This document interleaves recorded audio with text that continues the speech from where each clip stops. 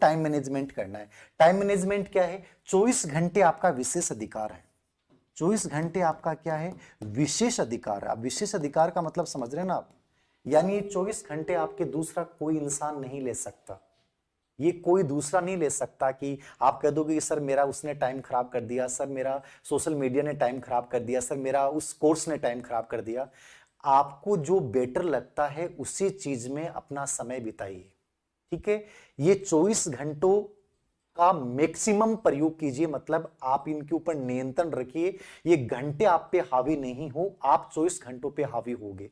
आपके लिए क्या बेटर हो सकता है, क्या नहीं हो सकता, मैं थोड़ा सा सिलेबस का एनालिसिस करते हुए आपको बताऊंगा, क्योंकि पूरा कंप्लीट हर चीज को बता नहीं जा सकता। मैंने हर एक चीज का वीडियो अलग अलग बनाया है, हर सब्जेक्ट की रणनीति का अलग वीडियो बनाया है। यहां मैं केवल आपको एक पॉजिटिव वाइब्स देने आया हूं कि लास्ट 35 दिन में आप कितना बेटर कर सकते हैं। ये एक मोस्ट इंपॉर्टेंट चीज है, बजाय कि अनावश्यक चिंताओं के घेरे में रहकर तुम समय बर्बाद करो। 24 घंटे तुम्हारा विशेष अधिकार है। 24 घंटे में आप अपना बेस्ट टाइम, यानी सबसे महत्वपूर्ण टाइम आप उस कार्य को दो जो सबसे अधिक प्रोडक्टिव है। आप कह दोगे सबसे अधिक प्रोडक्टिव क्या है? मैं लेवल सेकंड की तैयारी कर रहा हूं, लेवल सेकंड की तैयारी कर रहा हूं, तो मेरे लिए 140 नंबर का पार्ट है मेरा विषय प्लस मेथड्स। 140 नंबर आप उसमें कमजोर नहीं हो सकते। लेवल फर्स्ट में आप कर रहे हो तो आपका 90 नंबर का पार्ट है सब्जेक्ट और मेथड्स। स्पेशली मेथड एक ऐसा पार्ट है जिसको सबसे कम समय में तैयार किया जा सकता है और जहां प्रश्नों की सही होने की संभावना सबसे ज्यादा होती है, जिसका वेटेज भी अच्छा है, प्रश्नों की संभावना भी बहुत अच्छी हो सकती है।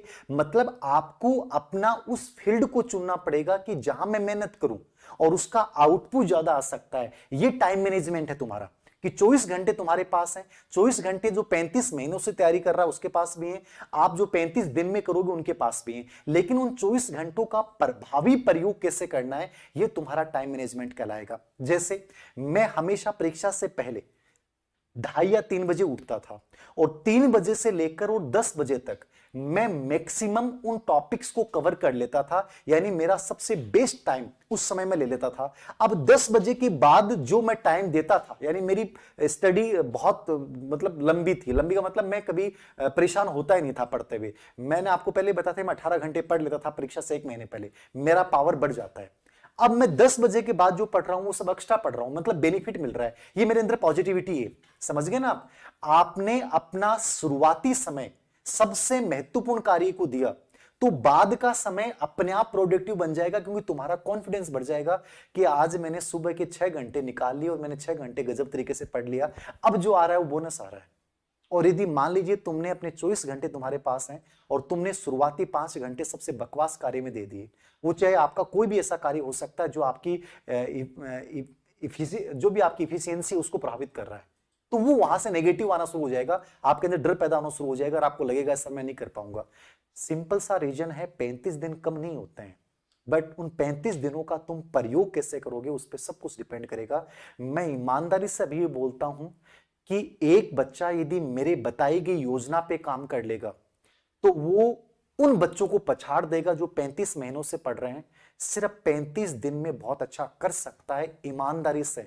मैं एक टास्क दूं आप लोगों को, डेली के मैं टास्क दूं, आप लोग कहते हो ना कि सर 35 दिन में क्या किया जा सकता है, सिलेबस बहुत बड़ा है। सिलेबस बहुत बड़ा नहीं है, पूरा सिलेबस मैंने पिछले 4 दिन में दोबारा एनालिसिस किया। मैंने देखा है कि करंट का टॉपिक है वही जीके में है, जीके में ज्योग्राफी का टॉपिक है वही करंट में है, जो धार्मिक संस्थान है वही लोक देवता से जुड़ा हुआ है। मतलब कुल मिला के आपके जीके के ऐसे टॉपिक्स, ठीक है ना, जिनको को रिलेवेंट करके बहुत कम समय में तैयार किया जा सकता है। यही मैंने देखा मेथड्स में, जो बच्चे लेवल फर्स्ट की तैयारी कर रहे हैं उनके सब्जेक्टों के मेथड के 3-4 टॉपिक सभी में कॉमन है। मतलब एक टॉपिक को तुम ढंग से पढ़ लो तो तीनों चारों सब्जेक्ट का टॉपिक कॉमन हो गया। अब तुम लोग इतना एनालिसिस नहीं कर सकते क्या कि यार ऐसी कौन सी चीजें हैं, ऐसा कौन सा पार्ट है जिसको बहुत अच्छा तैयार किया जा सकता है? तो सिंपल सी बात याद रखना, माइंड पॉजिटिव रखना है। माइंड पॉजिटिव से टाइम मैनेजमेंट होगा, टाइम मैनेजमेंट में सबसे महत्वपूर्ण समय को सबसे महत्वपूर्ण कार्य में देना है। अब इसका एक तरीका बताता हूं आप लोगों को, सुनिएगा। टाइम मैनेजमेंट में आपने टॉपिक्स की 3 कैटेगरियां बना दो। कितनी कैटेगरियां बना दो? 3 कैटेगरियां बना दीजिए, याद रखना। 3 कैटेगरियां कौन सी? जो आप जो बना सकते हो बना दीजिए। जैसे एक ब्लैक मैंने बनाया, एक रेड मैंने बनाया और एक अपन ले सकते हैं हाँ ब्लू ले सकते हैं, ठीक है ना। ये 3 कैटेगरियां मैंने बना दी, आराम से बना दूंगा मैं टॉपिक के नाम सहित। मैं प्रत्येक टॉपिक का, जैसे मान लीजिए मेरा ब्लैक कैटेगरी वो हो सकती है जो मुझे टॉपिक समझ में नहीं आते हैं, मैंने आज तक समझ में नहीं आए हैं, आप फालतू में परेशान नहीं हो। उन टॉपिक्स को आप अनावश्यक रूप से प्रेशर में मत लीजिए, छोड़ दीजिए, छोड़ दो इसको। ग्रीन टॉपिक वो हैं जो आपके समझ में आते हैं, आपने एक बार पढ़ लिए लेकिन आपके याद नहीं है। और ब्लू टॉपिक आपके वो हैं जो आपके कंप्लीट याद हो और आपको बहुत अच्छे समझ में आता है। इस टॉपिक को आपको सबसे कम समय देना है क्योंकि आपने इसको पढ़ रखा है और आप परीक्षा से एक बार अपनी आंखों से निकाल दोगे, वो टॉपिक आप भूल नहीं पाओगे। आप लोग ये कहते हो ना कि सर मैं टॉपिक भूल जाता हूं, मेरे याद नहीं रहता है, ये तुम्हारा भ्रम है और कुछ नहीं है। मैं कभी भी, मेरा 12वीं की पढ़ी हुई चीज भी ईमानदारी से जिस चीज को मैंने पढ़ा था वो मेरे आज भी याद आ जाएगी, ठीक है ना।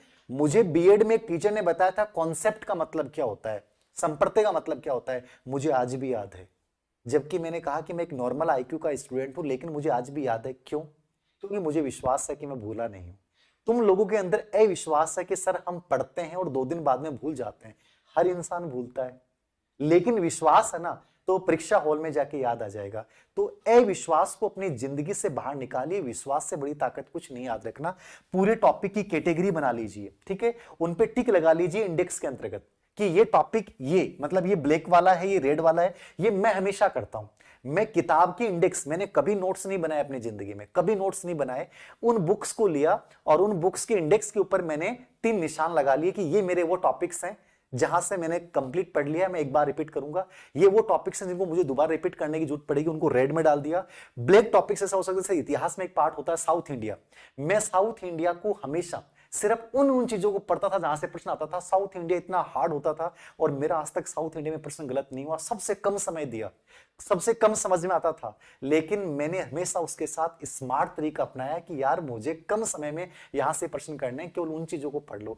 अरे बहुत आसान है चीजें। आप लोगों को लगता है कि सर बहुत मुश्किल है, कुछ भी नहीं हो पा रहा, सिलेबस बवंडर की तरह दिमाग में हावी हो रहा है, कुछ समझ में नहीं आ रहा। सर हार रहे हैं, जो हुआ नहीं उससे पहले हार रहे हैं। मैं कहता हूं उनकी कैटेगरी वाइज बांट लीजिए। एक ग्रीन कैटेगरी दे दीजिए एक टॉपिक्स को, वो टॉपिक्स जहां से सबसे अधिक प्रश्न आता है, और यदि वो याद नहीं है तो आपको उनको सबसे अधिक समय देना है। मतलब इस प्रकार से इंडेक्स में आप टॉपिकों की कैटेगरी निर्धारित कर सकते हैं। कुछ टॉपिक ऐसे होते हैं जो सिलेबस में दिए हुए होते हैं जबकि उनसे प्रश्न आता ही नहीं है, उनको आप क्रॉस की कैटेगरी डाल दीजिए। कुछ ऐसे टॉपिक होते हैं जो आपके समझ में कम आते हैं और आपको लगता है कि समझ नहीं पाऊंगा, छोड़ दीजिए। केवल उनके आए हुए प्रश्न आपने देख लिए, बाकी छोड़ दिया, ठीक है। जरूरी नहीं है कि आप पूरा सिलेबस, कई बच्चे कहते हैं क्या सर आप पूरा सिलेबस कवर किया जा सकता है? पूरा सिलेबस आप 35 महीने से भी पढ़ रहे हैं तो भी याद नहीं रहेगा। आप कोशिश करें कि मैं 90%, या आप कोशिश करें कि मैं अब फिलहाल कर रहा हूं तो मैं 80% से लेकर और 85% सिलेबस कवर कर लूं। अब आपको यह पता चलना चाहिए कि उस 85% सिलेबस में वो टॉपिक्स कौन से हैं जहां से हर एग्जाम में प्रश्न आता है। जैसे मान लीजिए आप जीके को लेते हैं, ग्रेड 3 के कोर्स जीके को लेते हैं, आप ज्योग्राफी पढ़ रहे हैं, ज्योग्राफी में पता है कि जनसंख्या पे 3 प्रश्न आएंगे, करंट से रिलेटेड प्रश्न आ जाएगा, यहां भी आ जाएगा, ठीक है। धात्विक अधात्विक खनिज के ऊपर डेफिनेटली प्रश्न आएगा, 2 प्रश्न भी आ जाए, ठीक है। आपकी ऊर्जा संसाधन परंपरागत और गैर परंपरागत पे 100% प्रश्न आएगा। कितना समय मानते हैं? अब मैंने जो तीनों टॉपिक नाम दिए, जनसंख्या हो सकता है आपके 3-4 घंटे ले ले, बाकी ऊर्जा संसाधन, खनिज, मृदा और मृदा संरक्षण और वन संपदा, ये 4 टॉपिक आपने सुबह तय किए। सुबह 3 बजे मेरे साथ उठेंगे, 3 बजे उठते ही आपने टॉपिक तय किए कि ज्योग्राफी में गिनती के 1 2 3 4 5 6 7 11 टॉपिक हैं, इनमें से 3 टॉपिक कल मॉर्निंग में सर फोड़ डालूंगा। दीवार पे लिख दिए, धीर सार के साथ 3 बजे उठे और रात को तुम पढ़ रहे हो, तीनों टॉपिक आपने पढ़े। आप में से कई बच्चे कहते हैं कि सर क्या टॉपिक थ्योरी पढ़नी चाहिए? मेरी एक बात सुनिएगा, थ्योरी पढ़नी चाहिए मेरे अनुसार, ये मेरी व्यक्तिगत राय है। तुम प्रश्नों को याद नहीं कर सकते, समझ रहे हो ना आप? थ्योरी पढ़ी हुई है, उसके बाद आपने प्रश्न देखे तो आपके ये समझ में आ गया यहां से प्रश्न आ सकता है। थ्योरी 100% पढ़नी चाहिए, 100%। थ्योरी पढ़ी, उसके प्रश्न निकाले, चारों टॉपिक मॉर्निंग में तुमने लिखे और मॉर्निंग में लिखने के बाद तुमने पढ़ डाले। तुम्हारे सुबह देखना तुम कहोगे कि सर 35 दिन में बहुत अच्छा करूंगा। अरे टारगेट बेस कीजिए, अब 3 टॉपिक तुमने तय किए, कॉन्फिडेंस के साथ तुम सुबह उठे, कॉन्फिडेंस के साथ तुमने इन टॉपिक्स को पढ़ा, तुम्हारे याद नहीं हुए छोड़ दो, कोई बात नहीं है, इजी वे में तुमने कर लिया कि यार 3 टॉपिक मेरे पूरे हो गए। कॉन्फिडेंस यहीं से आता है। याद रखना बहुत सिंपल तरीका है, 80 से 85% सिलेबस कवर करना है। उस 85% सिलेबस में 90% सिलेबस में वो टॉपिक्स लेने हैं जो मोस्ट इंपॉर्टेंट है। अब जैसे मैं ये कर रहा हूं, इतिहास में जैसे जाओगे, राजस्थान की सभ्यताएं सिर्फ 30 मिनट का टॉपिक है, 5 सभ्यताओं के नाम दे रखे हैं, आए हुए प्रश्नों में से बाहर प्रश्न नहीं आएगा, 100% आएगा। राजस्थान के प्रमुख राजवंश, आप 35 घंटे पढ़ो तो भी कम है, लेकिन राजवंश में सिर्फ ओल्ड क्वेश्चन रिपीट होते हैं। मेवाड़ राजवंश ऐसा टॉपिक है, ओम जी सर पढ़ा रहे हैं उन्हें एजुकेशन ऐप पे, उनको पता नहीं कितना समय लग गया, लेकिन उस टॉपिक को पढ़ने का नजरिया कि यार यहां से प्रश्न कैसे आ रहा है, एक तरीका, स्मार्ट तरीका डेवलप करो ना, ये चीजें बहुत इजी हैं। अब यहां से मेन हेडलाइन 1857 की क्रांति, राजस्थान में प्रजामंडल आंदोलन, राजस्थान का एकीकरण, ये वो टॉपिक्स हैं जिनमें से 4 प्रश्न आएंगे।